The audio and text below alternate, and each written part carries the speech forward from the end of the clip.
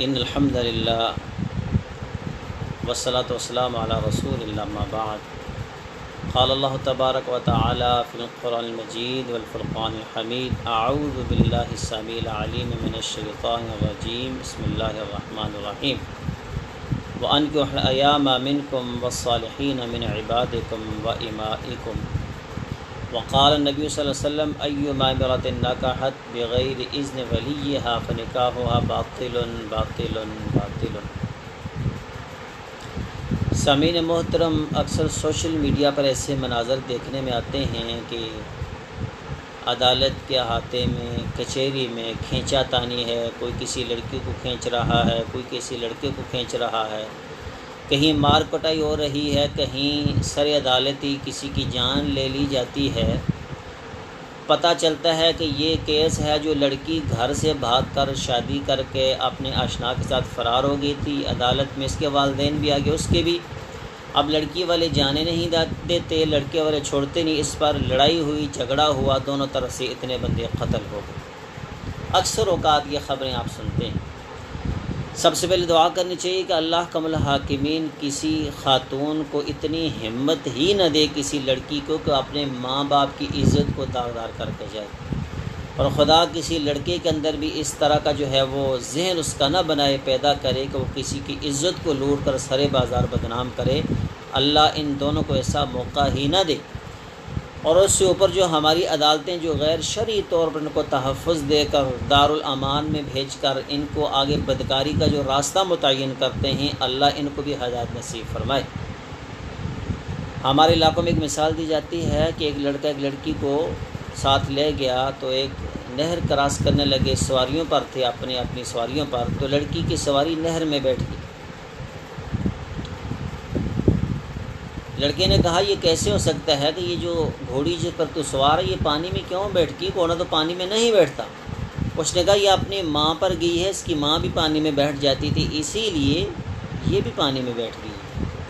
اس لڑکے کے ذہن نے فوراً کام کیا، اس نے کہا کہ اگر یہ جانور ہو کر اپنی نیچر عادت نہیں چینج کرتا تو یہ میری جو بیگم صاحبہ بننے جا رہی ہیں میرے ساتھ بھاگ کر، کل اگر اس سے میری اولاد ہوگی، میری لڑکی نے بھی ایسا قدم اٹھایا تو پھر میں اس کو کیسے روکوں؟ اس نے اسی وقت اس سے اپنی جان چھڑائی، اللہ توبہ کر اپنے گھر کو چلتا بنا۔ ہے تو صرف ایک ایگزامپل ہے، اس میں ریالٹی نہیں ہے، مثال ہے، لیکن حقیقت کے قریب ہے کہ nature can not be change, عادتیں کبھی تبدیل نہیں ہوتی۔ جس طرح کی عادات انسان کے اندر ہوتی ہیں وہ نسل در نسل یہ جینیٹک چلتی ہیں۔ آج ایک لڑکی بھاگ کر گھر سے نکاح کرتی ہے تو کل کیا وہ اپنی اولاد کو سمجھا سکے گی؟ اپنی اولاد کی تربیت کر سکے گی؟ اس کو برے کاموں سے روک سکے گی؟ یا خدا نخواستہ کل وہ اپنے آشنا کے ساتھ بھاگے گی تو کیا اس کو وہ روکنے کا حق رکھتی ہے؟ قطعی طور پر حق نہیں رکھتی۔ آئیے دیکھتے ہیں کہ شریعت میں یہ جو بھاگ کر لڑکیاں نکاح کرتی ہیں، بھگا کر لڑکے لے جاتے ہیں، یہ فرار ہونے والے لوگوں کی شریعت کے اندر کیا گنجائش ہے؟ امام بخاری رحمہ اللہ الباری اپنی صحیح بخاری کے اندر 3 آیات کے 3 الفاظ لائے ہیں، چھوٹے چھوٹے ٹکڑے۔ آپ نے عنوان قائم کیا ہے باب من قال لا نکاح الا بولی، اس آدمی کی بات جس نے کہا کہ ولی کے بغیر نکاح نہیں ہو سکتا۔ نیچی آیت کے 3 ٹکڑے لائے ہیں، ولا تعضلوہن، دوسری آیت ولا تنکحوا المشرکین حتی یؤمنوا، اور تیسری آیت وانکحوا الایام منکم والصالحین۔ ولا تعضلوہن، جب وہ اپنی عدت پوری کر لیں تو تم ان کو نہ روکو، مطلب ولی کے پاس اختیار ہے نا کہ وہ روک سکتا ہے، بغیر ولی کی عورت اپنا نکاح نہیں کر سکتی۔ دوسرا، اگر تمہارے زیر کفالت کوئی خواتین ہیں تو تم ان کا نکاح مشرکین سے نہ کرو، مسلمانوں سے کرو، مشرکین سے نہ کرو جب تک کہ وہ مسلمان نہ ہو جائے، مومن نہ ہو جائے۔ معلوم ہوا کہ ولی کے پاس اجازت ہے تو تب اس کو روک رہا ہے۔ تیسری آیت میں وانکحوا الایام منکم، تمہارے زیر نگرانی جو بیوہ ہیں یا مطلقہ ہیں ان کا نکاح کرو نیک اور صالحین لوگوں سے۔ ان تینوں آیتوں سے امام بخاری رحمہ اللہ الباری نے یہ مسئلہ اخذ کیا کہ ولی کی اجازت کے بغیر کوئی عورت نکاح کر ہی نہیں سکتی۔ اسی لیے میرے حضور نے فرمایا کہ جو عورت بغیر اپنی ولی کی اجازت کے نکاح کرے اس کا نکاح باطل ہوگا، باطل ہوگا، باطل ہوگا۔ ولی کون ہے؟ باپ ولی ہے۔ باپ نہیں دادا موجود ہے، دادا ولی ہے، وہ نہیں ہے تو بڑا بھائی سگا بھائی وہ ولی ہے، چاچا سگا ولی ہے، تایا سگا ولی ہے، یعنی گھر کے افراد میں نہ ہوں تو پھر تائے چاچے جس کا کوئی بھی خاندان میں سے نہ ہو، یہ محرم جو رشتے ہوتے ہیں کوئی بھی ان میں سے نہ ہو تو پھر جا کر وقت کا حکمران اس کا ولی بن سکتا ہے۔ ادروائز خاندان کے اندر افراد کے موجود ہوتے ہوئے جو عورت پھر بھی ان سے پوچھے بغیر بھاگ کر نکاح کرتی ہے اس کا نکاح ہو ہی نہیں سکتا۔ یہ تو قرآن سے تھا۔ اب احادیث سے دو مثالیں دیتے ہیں۔ اما عائشہ صدیقہ طاہرہ مطہر ارشاد فرماتی ہیں کہ اسلام سے پہلے 4 قسم کے نکاح ہوتے تھے۔ ایک یعنی کچھ تو اس میں تو ایسی قباحتیں تھیں نا، صرف آپ کو بیان کرنے کے لیے آپ کے سامنے، کہ ایک عورت جو ہے اس کا مرد اس کو کسی مرد کے پاس بھیج دیتا، اس سے کوئی نہ کوئی بچہ جو ہو جاتا، اس نظریے سے کہ یہ میرا بچہ جو ہے یہ فلاں خاندان سے اس کا تعلق ہوگا، فلاں حسب نسب ہوگا۔ بے حیائی کی یہ اعلیٰ ترین مثال ہے۔ بعض اوقات ایسا ہوتا کہ کچھ خواتین ان کے پاس مختلف قسم کے مرد آتے تو پھر اس کے بعد اس عورت کو پتہ ہوتا یہ کس کا بچہ ہے تو اس کو بلا کر کہتی بچہ تمہارا ہے۔ یہ فاحشہ قسم کی عورتیں ہوتی تھیں۔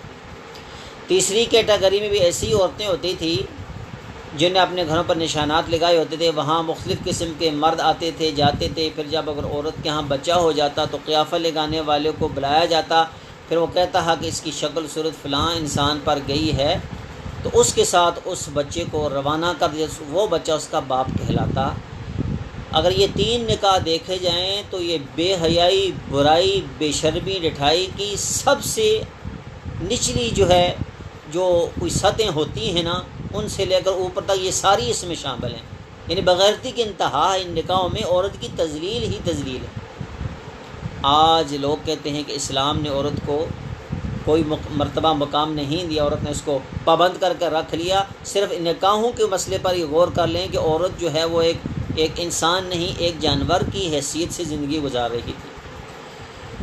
چوتھا اور وہ نکاح اما عائشہ فرماتی ہیں جس کو اسلام سے پہلے بھی رکھا گیا اور اسلام میں بھی اس کو باقی رکھا یہ تھا کہ ایک لڑکی کسی ولی کی کفالت میں ہوتی، اس کو اس کا حق مہر دے کر اس سے نکاح کر لیا جاتا۔ فرمایا قبل از اسلام بھی یہ نکاح تھا، 3 دوسرے بھی تھے، ان کو اسلام نے ختم کر دی اور اس نکاح کو جاری رکھا۔ معلوم ہوا کہ حدیث سے بھی یہ ثابت ہوا کہ بغیر ولی کی اجازت کے نکاح ہو ہی نہیں سکتا۔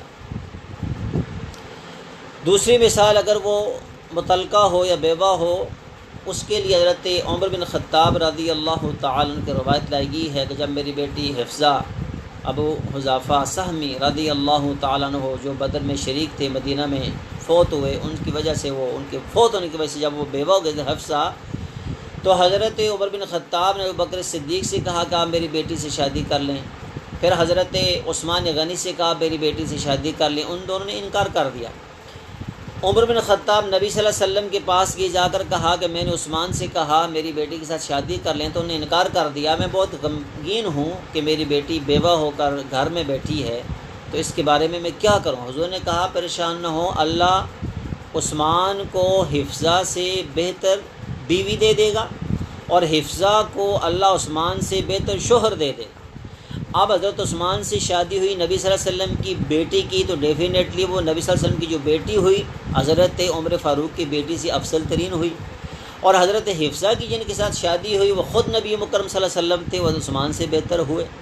یہاں پر حضرت حفصہ کو یہ اختیار نہیں دیا گیا کہ آپ جائیں جہاں آپ کا دل چاہتا ہے نکاح کر لیں، بلکہ بیوہ ہونے کے باوجود بھی جناب عمر بن خطاب کی وہ ان کے پاس رہی، وہ ان کے ولی اور ان کی اجازت کے بغیر وہ نکاح نہیں کر سکے۔ اب ساری بات کا خلاصہ یہ ہے کہ ہماری عدالتوں نے یہ بے حیائی، برائی، بدکاری کے یہ جو دروازے کھولے ہوئے ہیں، یہ تحفظ دینے کے نام پر جو ہے لوگوں کے گھروں کو برباد کرتے ہیں۔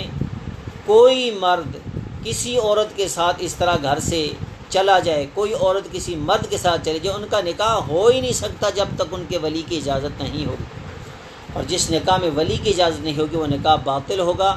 جو نکاح باطل ہوگا اس سے آمدہ اولاد وہ شرعی طور پر جو ہے حلال کی اولاد تصور نہیں ہوگی، اس کے اوپر آپ جو ان سا مرضی نام رکھیں۔ اس لیے سب سے پہلے میری گزارش ہے کہ ایک حدیث مبارکہ ہے لم یرا بین المتحابین مثل نکاح، کہ نہیں دیکھے گے دو نکاح کرنے والے ان کے اندر جو محبت پیدا ہوتی ہے اس کے علاوہ کوئی دوسرا جوڑا اس طرح نہیں دیکھا گیا۔ اس حدیث پر اکثر اس کی علماء تشریح یہی کرتے تھے کہ نکاح کرنے کے بعد جو جوڑے کے اندر محبت پیدا ہوتی ہے وہ اس سے پہلے کبھی نہیں ہوتی۔ تو اس پر کو تھوڑا یہ تھا کہ اگر یہ اتنی محبت پیدا ہوتی ہے تو یہ طلاقیں کیوں ہو جاتی ہیں، پھر لڑائیاں جھگڑے کیوں ہو جاتے ہیں، مسئلے کیوں ہو جاتے ہیں۔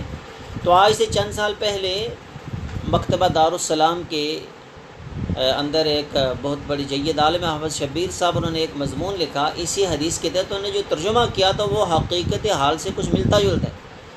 لم یرا نہیں دیکھے گے بین المتحاب بین دو محبت کرنے والے مثل نکاح، کہ جہاں کہیں ایسا شائبہ ہو، انسان ہے، انسانی فطرت میں یہ چیز شامل ہے، کسی کا اٹیچمنٹ ہو گیا ہے تو اس کا سب سے بہترین طریقہ یہ ہے کہ وہاں اپنے والدین کو راضی کر کے نکاح کرو، بجائے اس کی کہ تم بھگا کر لے جاؤ، بجائے اس کی کہ وہ لڑکی تمہارے ساتھ چلی جائے، تم کچی عمر کے اندر نادانی کے اندر گناہ کر بیٹھو، تمہاری آنے والی نسلیں بھی خراب ہوں اور تمہارے ماں باپ بھی کسی کو منہ دکھانے کے قابل نہ رہیں۔ اور بعض جگہ ایسا ہوا کہ پکڑ کر بعد میں لڑکی لڑکے کو شوٹ کر دیا۔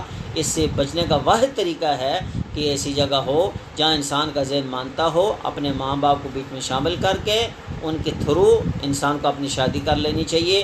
چار چیزیں دیکھنے فرمایا، عورت کی شادی کے لیے چار چیزیں دیکھو، شکل و صورت بھی دیکھ لو، مال و دولت بھی دیکھ لو، حسب نسب بھی دیکھ لو، دین بھی دیکھو۔ فرمایا تاربت یدا کا، تیرے ہاتھ خاک آلودہ ہوں، یعنی ایک ایگزامپل دی مثال میں، جب کسی کے ساتھ آپ صلی اللہ علیہ وسلم کو بہت زیادہ پیار ہوتا ہے یا آپ اس کو بڑے ڈیپ سمجھانا چاہتے، جس طرح ہر زبان میں کوئی نہ کوئی مثالیں ہوتی ہیں، اس طرح فرماتے کہ تاربت یدا کا، تیرے ہاتھ خاک آلودہ ہوں، دین کو ترجیح دے۔ اگر اس عورت میں دینداری ہے تو یہ تین چیزیں اللہ خود عطا فرما دیں گے، اگر دین نہیں ہے تو یہ تین چیزوں کا کوئی فائدہ نہیں، یہ بالکل فضول ہیں۔ دین ہے تو اللہ اس کو یہ ساری تینوں چیزیں عطا فرما دیں گے۔ نکاح کرا دینا چاہیے اپنی اولاد کا جب جوان۔ فرمایا یا معاشر الشباب، اے جوانوں کی جماعت، تم میں سے جو استطاعت رکھتا ہے وہ شادی کرے، نہیں تو وہ روزے رکھے تاکہ وہ گناہ سے بچا رہے۔ والدین اپنی اولادوں کی شادیاں کروائیں، گناہ سے بچنے کا سب سے بہترین ذریعہ ہے کہ ان کی بر وقت شادیاں کر دی جائیں۔ اور یہ جو برادری ازم جو ہے اسلام میں نہیں، آج بڑا مشہور مسئلہ ہے کہ سید کی غیر سید میں شادی نہیں ہو سکتی۔ نبی صلی اللہ علیہ وآلہ وسلم ویسے تو بہت اچھی وضاحت کی تھی ایک مولانا صاحب نے، میرے ذہن سے نکلا کہ سید تو کاسٹ ہے ہی کوئی نہیں، سید تو سردار کو کہا جاتا، اصل ذاتی قریشی، آپ صلی اللہ علیہ وسلم قریشی تھے، قریش سے، سید کو کوئی کاسٹ نہیں ہے، یہ تک لقب سیدی میرے سردار۔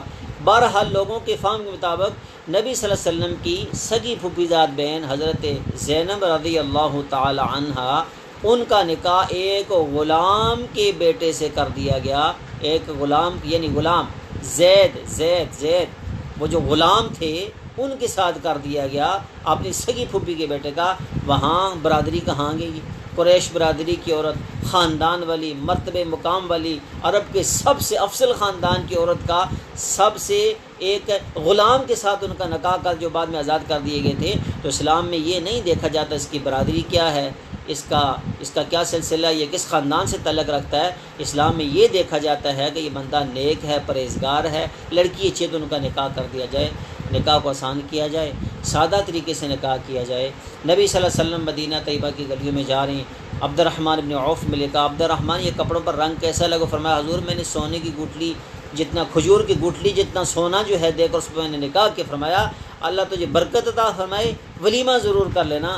یہ نہیں کہا شادی کر لیا، ہمیں بلایا ہی نہیں ہے، ہمیں پتہ ہی نہیں، ہم مدینے میں رہتے ہیں، ہماری وجہ سے عبد الرحمن تو مسلمان ہوئے، ہمیں تو بلایا ہی نہیں آپ نے۔ اور بھائی یہ جو ہم نے شادیوں کا ہوا بنا دیا نا، ایک انسان خوف میں ہوتا ہے کہ میں نے اپنے بیٹے کی شادی کرانی ہے، بیٹی کی شادی کرانی ہے، وہ تو سال اس کو نیند ہی نہیں آتی، جہیز اکٹھا کرو، مہمان کتنے بلانے ہیں، ڈشز کتنی بنانی ہے، سب فضولیات ہیں۔